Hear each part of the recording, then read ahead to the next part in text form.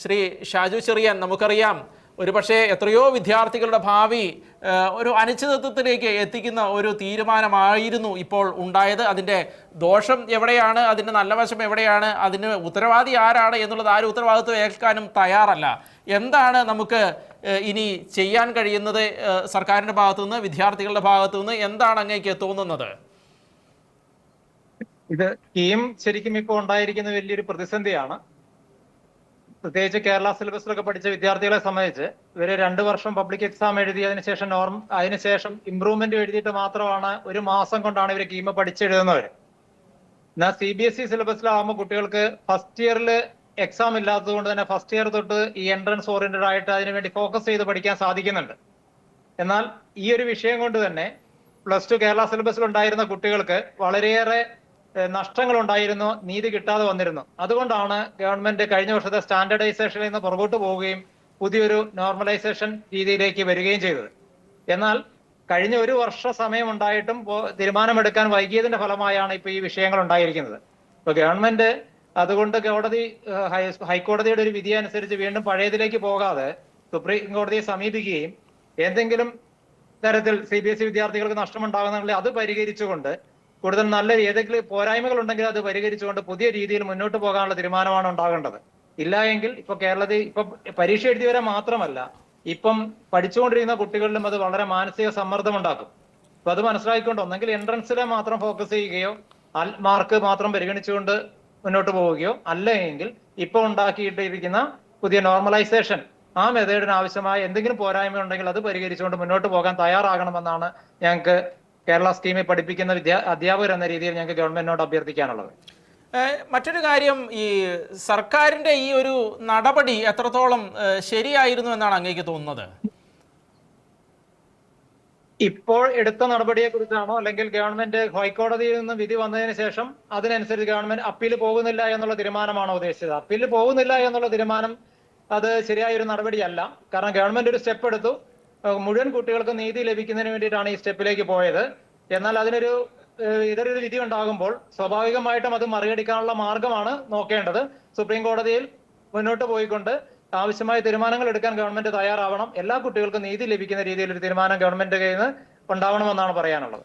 ഈ ഹൈക്കോടതി ഇങ്ങനെ ഒരു തീരുമാനം എടുത്ത സ്ഥിതിക്ക്, ഇത് റാങ്ക് ലിസ്റ്റ് റദ്ദാക്കുന്ന സാഹചര്യം അങ്ങനെ ഉണ്ടായ സ്ഥിതിക്ക് അങ്ങേക്ക് എന്താണ് തോന്നുന്നത്? ഇനി മുന്നോട്ട് നീങ്ങി പോയാലും സർക്കാരിൻ്റെ ഈ നടപടികൾ, സർക്കാർ എടുത്ത ഈ രീതിയിലുള്ള ഈ നയം, അത് മുന്നോട്ട് പോയാലും ഒരുപക്ഷെ കോടതിയിൽ നിന്ന് അനുവാദം കിട്ടാൻ സാധ്യതയുള്ളതാണെന്ന് അങ്ങേക്ക് തോന്നുന്നുണ്ടോ?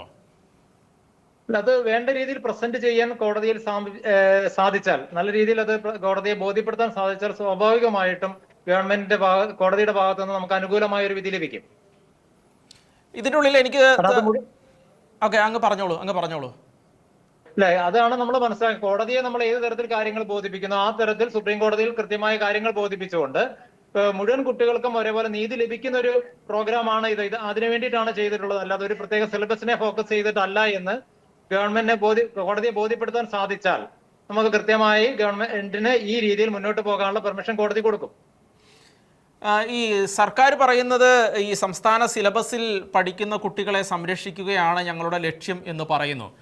അപ്പോൾ CBSE കുട്ടികളെ അവരുടെ ഇപ്പോൾ നമുക്കറിയാം, ഇപ്പോൾ റാങ്ക് ലിസ്റ്റ് റദ്ദാക്കിയപ്പം കുറേ കുട്ടികൾ താഴേക്ക് പോകുന്ന സാഹചര്യം ഉണ്ടായി സ്റ്റേറ്റ് സിലബസിൽ പഠിച്ചു. അപ്പോൾ സ്വാഭാവികമായിട്ടും അതിൻ്റെ ഉള്ളിൽ ആർക്കാണ് നീതി നിഷേധിക്കപ്പെടുന്നത്, എങ്ങനെയാണ് അങ്ങേക്ക് തോന്നുന്നത്, ആർക്കാണ് അതിൻ്റെ ഉള്ളിൽ നീതി നിഷേധിക്കപ്പെടുന്നത്? കാരണം ഇപ്പോൾ CBSE കുട്ടികൾ ഇപ്പോൾ മുൻപന്തിയിൽ നിൽക്കുന്നു, സ്റ്റേറ്റ് സിലബസിലുള്ള കുട്ടികൾ താഴേക്ക് പോയിരിക്കുന്നു.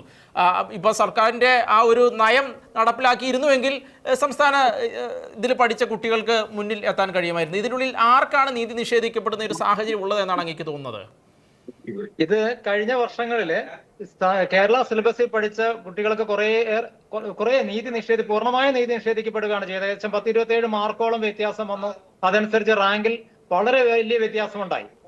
അപ്പൊ അത് പരിഹരിക്കാൻ വേണ്ടിയിട്ടാണ് ഗവൺമെന്റ് ഈ പ്രോസസ് ചെയ്തത്, നോർമലൈസേഷനിലേക്ക് മാറിയത്. എന്നാൽ അത് കേരള സിലബസിലെ കുട്ടികളെ മാത്രം പരിഗണിക്കാൻ വേണ്ടിയിട്ടല്ല, അത് മുഴുവൻ കുട്ടികൾക്കും വ്യത്യാസം ഉണ്ടാക്കാൻ വേണ്ടിയിട്ടാണ്. മുഴുവൻ കുട്ടികളിലും ഒരേപോലെ അവരെ എല്ലാവരും തുല്യമായി പരിഗണിക്കാൻ വേണ്ടിയിട്ടാണ് ഈ ഒരു തരത്തിലേക്ക് പോയത്. എന്നാൽ അത് പ്രസന്റ് ചെയ്ത രീതിയിൽ, അതാണ് ഞാൻ പറഞ്ഞത്, അത് പ്രസന്റ് ചെയ്ത രീതിയിൽ ഉണ്ടായ ഒരു വലിയ വ്യത്യാസമാണത്. ഇല്ല, സംസ്ഥാന സിലബസിൽ പഠിച്ച വിദ്യാർത്ഥികൾക്ക് നീതി കിട്ടി എന്ന് പറയുമ്പോൾ കഴിഞ്ഞ വർഷങ്ങളിൽ അവർക്ക് അനുഭവിച്ച കുറെ അനീതിയുണ്ട്. എന്ന് പറഞ്ഞാൽ 27 മാർക്കോളം അവർക്ക് കുറവ് വന്നിരുന്നു. ഒരുപാട് കുട്ടികൾ റാങ്കിൽ നിന്ന് പുറകോട്ട് പോയി. അപ്പൊ ഈ ഒരു പ്രശ്നം ഒരു വിഭാഗം വിദ്യാർത്ഥികൾക്ക് അനീതി ഉണ്ടാകുന്നു എന്ന് കണ്ടതുകൊണ്ടാണ് ഗവൺമെന്റ് മുന്നോട്ട് വന്ന് പുതിയൊരു നോർമലൈസേഷൻ പ്രോസസ്സിലേക്ക് വരുന്നത്. ഇവിടെ വിദ്യാർത്ഥികളെ എല്ലാവരെയും ഏത് സിലബസിൽ പഠിച്ചാലും അവരെ തുല്യരായി കണ്ടുകൊണ്ട് മുന്നോട്ട് പോകാൻ വേണ്ടിയിട്ടാണ് ഈ പുതിയ പ്രോസസ് ഉണ്ടാക്കിയിരിക്കുന്നത്. അത് കോടതിയെ കൃത്യമായിട്ട് ബോധ്യപ്പെടുത്താൻ സാധിച്ചാൽ, കൃത്യമായ തുല്യനീതിക്ക് വേണ്ടിയുള്ളതാണ് എന്നുള്ള രീതിയിൽ ഇത് ബോധ്യപ്പെടുത്താൻ സാധിച്ചാൽ, അതിനാവശ്യമായ എന്തെങ്കിലും മാറ്റങ്ങൾ വരുത്തണമെങ്കിൽ അത് മാറ്റിക്കൊണ്ട് ഈ നോർമലൈസേഷൻ പ്രോസസ്സിൽ തന്നെ മുന്നോട്ട് പോകാൻ ഗവൺമെന്റിന് സാധിക്കണമെന്നാണ് പറയാനുള്ളത്. അപ്പോൾ മാത്രമേ എല്ലാ വിദ്യാർത്ഥികൾക്കും തുല്യനീതി ഉറപ്പാക്കാൻ സാധിക്കുകയുള്ളൂ.